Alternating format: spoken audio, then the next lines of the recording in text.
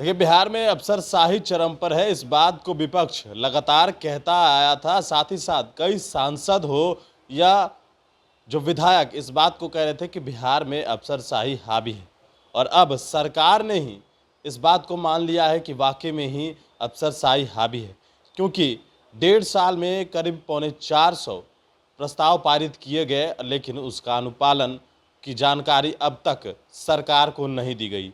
आखिरकार इस बात को क्या समझा जाए? हम बात करेंगे आरजेडी के वरिष्ठ नेता हैं शिवानंद तिवारी कि आखिरकार इस तरीके से जो हुआ है, अनुपालन की जानकारी नहीं दी गई, अनुपालन हुआ या नहीं, इस बात को लगातार कहा जा रहा था कि अफसरशाही चरम पर है। तो ये इस बात को किस तरीके से देखते हैं?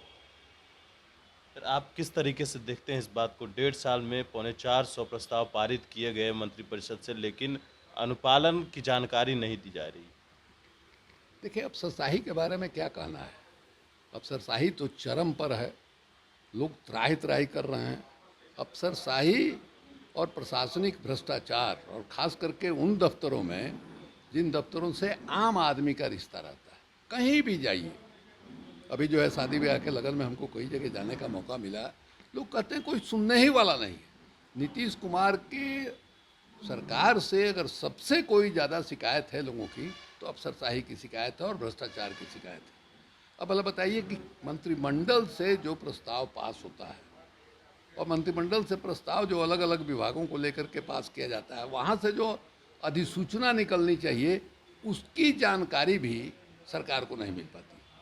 पहले हम लोग सुनते थे कि जो बजट का आवंटन होता है अलग अलग विभागों में, उसके खर्चा का हिसाब जो है वो नहीं देती है। एजी जो है हमेशा इसके बारे में जो है रोक टोक करता है और आरोप लगता है कि साहब भ्रष्टाचार में डूब गया। ये एजी की तो बात छोड़ है, इस मामले में तो सरकार को ही जानकारी नहीं मिल रही। सरकार जो निर्णय ले रही है, उस निर्णय का अनुपालन कितना हुआ, कितना बाकी है, अब ये वहाँ से सूचना आएगी नीचे से कि विभाग से, तब पता चलेगा। तो जिस ढंग से प्रधान सचिव ने चिट्ठी लिख करके लोगों से जानकारी मांगी है, या जो हिदायत दिया है, उसी से ये लगता है कि कोई माने सिस्टम है, काम ही नहीं कर रहा है। ये बिल्कुल माने बिहार का ये रोग है। देखिए, इतने दिनों का लंबा शासन हो गया नीतीश जी का। नीतीश जी एक जो कहा जाता है वर्क कल्चर, कार्य संस्कृति, वो विकसित नहीं कर पाए। विकसित नहीं कर पाए, ये उन मुख्यमंत्रियों से नहीं है जिनका जो है जनता के साथ संवाद नहीं होता है। ये जनता दरबार जो है जनता से संवाद का बहुत बड़ा माध्यम है। उससे इनको जानकारी मिलती है, डायरेक्ट जनता से जानकारी मिलती है कि प्रशासन के स्तर पर क्या हो रहा है। और ये एकदम साफ दिखाई देता है, एक ही आदमी एक ही शिकायत लेके एक से अधिक बार आपके जनता दरबार में आता है। क्यों ऐसा होता है भाई? जनता दरबार से आपके यहाँ से निर्देश चला गया, डायरेक्शन चला गया कि भाई ये होना चाहिए और नहीं हो रहा है। उसके बाद वो आदमी दोबारा आता है, तिबारा आता है, उस पर कार्रवाई क्या हो रही है? या मान लीजिए कि हमको जिस काम का निष्पादन करना है, जो हम सरकारी कर्मचारी हैं, सरकारी छोटे मोटे पदाधिकारी हैं, हमारे ऊपर जवाबदेही है कि अमुक काम हम करें, अमुक काम हम नहीं कर रहे हैं। जिस आदमी का काम है वो थक के दौड़ते हारते कलेक्टर एसपी करते हुए पहुंचा मुख्यमंत्री के दरबार में। कभी यहाँ से पूछा गया कि भाई आपने क्यों नहीं ये काम किया? तो इसकी वजह से चूंकि मैंने कहीं ऊपर से देखभाल करने वाला नहीं है, इसलिए एक किस्म की निरंकुशता है, प्रशासनिक निरंकुशता है। इसलिए आप देखिएगा कि जो मंत्री हैं, जो विधायक हैं, वो भी कहते हैं कि हमारी बात जो है नहीं सुनी जाती। तो हालत इतनी खराब है जिसका कोई हिसाब किताब नहीं।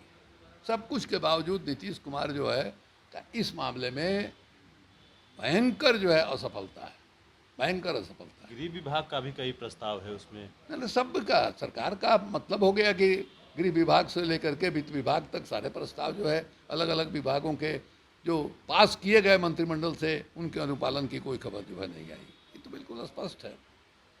इसलिए अब इसके बारे में क्या कहा जाए?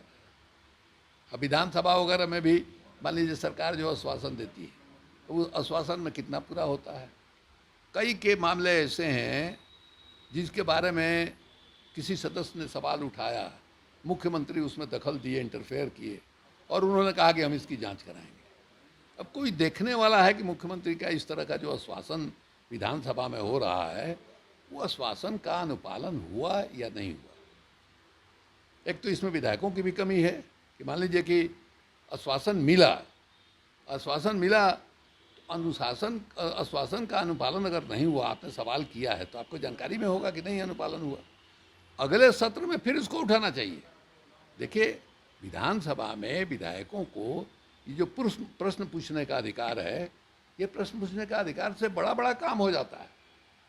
हमने देखा, एक में कोई सरकार ने आश्वासन दिया, नहीं हुआ, दूसरे में पूछा, तीसरे में पूछा, अंत में वो होता है। आप ये भी देखिएगा कि बहुत सारा काम है विधायकों का लंबित रहता है।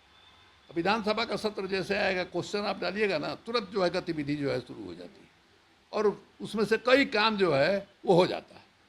तो ये विधायकों के सक्रियता पर भी है, वो भी नहीं है। तो कुल मिला जुला करके स्थिति जो है बिल्कुल अराजक वाली है।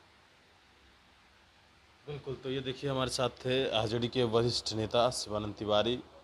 मुख्यमंत्री पूरी तरीके से फेल हैं। इनका कहना है कि जिस प्रकार से शासन प्रशासन को चलाना चाहिए उसमें नीतीश कुमार सक्षम नहीं है, फेल मुख्यमंत्री में से हैं। अब देखना है कि आखिरकार इस प्रकार से जब पत्र जारी किया गया है तो क्या अधिकारियों के ऊपर भी कोई कार्रवाई भी होगी या जो सूचना बाकी है वो अधिकारी सरकार तक पहुंचाएंगे, या तो आने वाले वक्त में ही पता चलेगा।